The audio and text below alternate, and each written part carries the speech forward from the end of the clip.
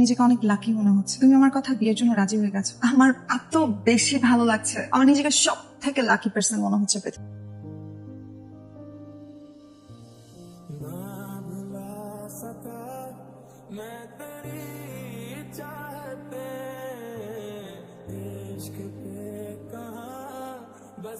আসসালামু আলাইকুম ভাইয়া।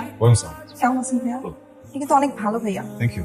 আপনি কিন্তু খুবই ভালো ভাইয়া। আপনি কিন্তু জোশ আছেন ভাইয়া। জোস না আমি উই উই সবাই জানে আর জোস আজকে তো জোস না, অনেক আগের থেকে জোস। রাশেদ একটু সাইডে যাবে, আমি কথা বলবো। হ্যাঁ কিসে করো? First year third semester. তুমি জানো আমি কিসে করি? হ্যাঁ জানি তো, ফোর্থ ইয়ার ফাইনাল সেমিস্টার পড়ে। আর আমার একটা জিনিস কি মনে হয় জানেন ভাইয়া, আমার মনে হয় আপনি ইচ্ছা করে ফাইনাল পরীক্ষাটা ভালো দেন না ভাইয়া। আপনার আসলে ক্যাম্পাসের জন্য অনেক মাইল, অনেক ক্যাম্পাসটা ছাড়তে চান না, রাইট? কথা শেষ। না না ভাই, আরেকটা কথা ছিল। একটা বলতে চাইছিল, ওটা শেষ। যাও, যেতে বলছি না তোমাকে, যাও।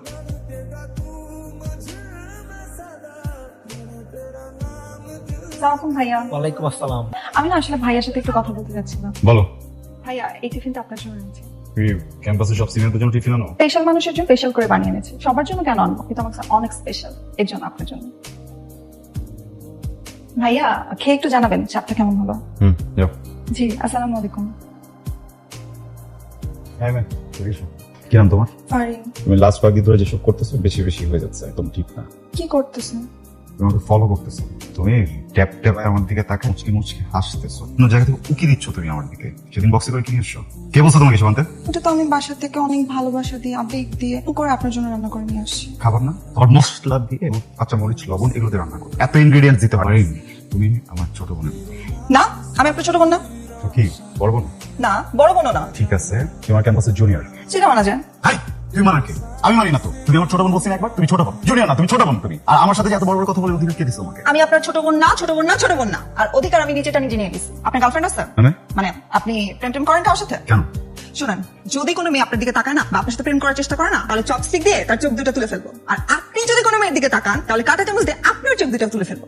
বুঝেন নাই? বুঝায় বলতেছি, আমি আপনাকে ভালোবাসি, তাকে আমি পছন্দ করি। So, আপনি আমাকেই ভালোবাসবেন, আমাকেই পছন্দ করবেন, আমার দিকেই শুধু তাকাবেন, অন্য কোনো মেয়ের দিকে না। এতক্ষণ যা বলছেন একদম ফিলিংস থেকে বলছেন। কিভাবে আসি, কাজটা কি করে আসছিস তুই? কেন কি করছে? আমাদের ক্যাম্পাসে সিনিয়র পার্সন উনি, ওনার সাথে এইসব কথা কিভাবে বলতে পারিস তুই? কিভাবে কথা বলছে? আমার মনে যা আসে তাই বলছে। আপনি তো এখন বুঝতে পারতেছেন না, এখন ঘটনাগুলো ঘটবে, তখন ঠিকই বুঝতে পারবে। কি বুঝবো? ধরে নে সে প্রিন্সিপালকে যে এই সব কাহিনী বলে দিল, প্যারেন্টস কে ডাকাবে, ক্যাম্পাস তোকে নিয়ে হাসাহাসি করবে, তখন তুই কি করবি? তুই তো ভার্চুয়ালি কালার খেয়ে যাবি রে। শিট, কাজটা তো ঠিক করে নেই। আমার তো অনেক খবর আছে। ভাইয়া আই এম সো সরি ভাইয়া, আমি তো উল্টাপাল্টা কি বলে ফেলছি ভাইয়া। আমি তো আমার বাসায় ভাইয়া হ্যান্ড ওয়াশ দিয়ে হাত ধুয়ে হাত দিয়ে ভাত খাই। আপনি ওইটাই করবেন ভাইয়া, বাসায় একদম হাত দিয়ে ভাত খালি ভাইয়া। ভাইয়া আমি না উল্টাপাল্টা বলে ফেলছি ভাইয়া, সো সরি। সব চপস্টিক কাঁটা চামচ এগুলো কেন ইউজ করবো? ওগুলো আসলে বলাই উচিত হয় না। আপনি কি বলছি না বলছি প্লিজ ভুলে যান। আই এম সো সরি ভাইয়া।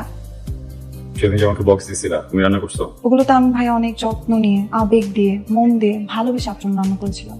পরিমিত মশলার সাথে আবেগ, ভালোবাসা, যত্ন এগুলো দিয়ে রান্না করলে যে এত মজা হয় আগে জানতাম না। আবার দিবা? জি ভাইয়া।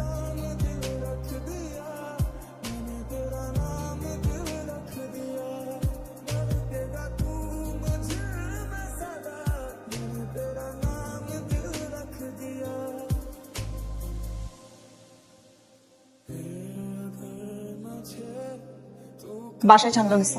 সামনে মঙ্গলবার বিয়ের কথা চলছে না। তোমার বিয়ে? কি বলতেছো তুমি এসব? মঙ্গলবার দিন ছেলে পক্ষ আসছে আমাকে দেখতে। এবার এমনও হতে পারে যে আগ হয়ে যাবে। তুমি তোমার বাবাকে কিছু বলো নাই? তুমি ভালো স্টুডেন্ট, তুমি পড়তে চাও, তুমি পড়ালেখা করতে চাও, এখন বিয়ে করবে না, এর সময় হয় না কি? তারা কি বুঝতেছে না তোমার কথা? তুমি কি বলছো? বাসা আমি তো আমার বাবাকে চিনি, তারা জীবনও আমার কথা শুনবে না। তারা যেটা ডিসাইড করবে সেটাই ফাইনাল। বুঝছি, আর কিছু করতে হবে না, আই উইল হ্যান্ডেল ইট। কি হ্যান্ডেল করবা তুমি? তোমার বাবাকে তার সামনে যাবো, তার সামনে যে আমার পরিচয় দিব, বলবো যে আমি তোমাকে পছন্দ করি। গুড ফ্যামিলি দরকার তো, তার গুড স্ট্যাটাস দরকার তো, কোনো সমস্যা নেই। আমার বাবা একজন ব্যবসায়ী, আমার মা একজন ডক্টর, আমি ওনার সামনে যাবো, ওনার সামনে গিয়ে আমি আমার পরিচয় দিব, তাহলে হবে তো? তুমি আমার বাবাকে চেনো, যে কি পরিমাণ রাগী মানুষ। সে যে কত ভালো ছেলে, আমার ফ্যামিলি যে কত ভালো, এটা সে চিন্তাও করবে না, ভাববেও না। আমাকে একটা কথা বলো তো, তুমি কি চাও? আমি চাই আমরা বিয়ে করি। চলো আমরা দূরে কোথাও পালিয়ে যাই, বিয়ে করে ফেলি। কিছুদিন গেলে আমাদের ফ্যামিলি নিশ্চয়ই মেনে নিবে ব্যাপারটা। নাও ডিসাইড ইয়োরসেলফ, তুমি আমাকে বিয়ে করবা নাকি করবা না। জানো আমি নিজেকে অনেক লাকি মনে হচ্ছে। তুমি আমার কথা বিয়ের জন্য রাজি হয়ে গেছো। আমার এত বেশি ভালো লাগছে। আমার নিজেকে সব থেকে লাকি পার্সন মনে হচ্ছে পৃথিবীতে। মনে হচ্ছে আমার ভালোবাসা আজকে সার্থক।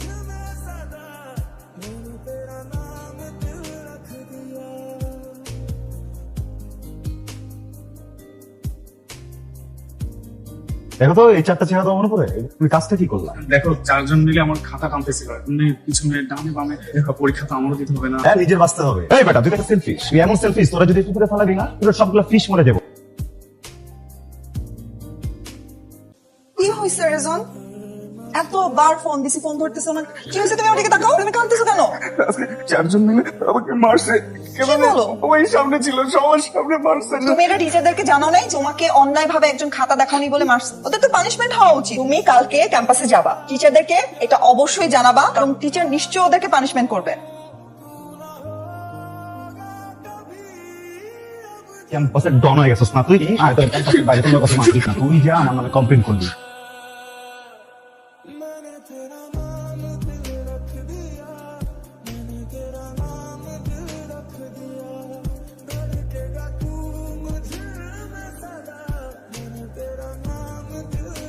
তুই আমার রেজওয়ানকে মেরে ফেলছিস, আমার সেই মানুষটাকে মারছিস কে আমি সব থেকে বেশি ভালোবাসতাম, তাকে তুই কষ্ট দিছিস।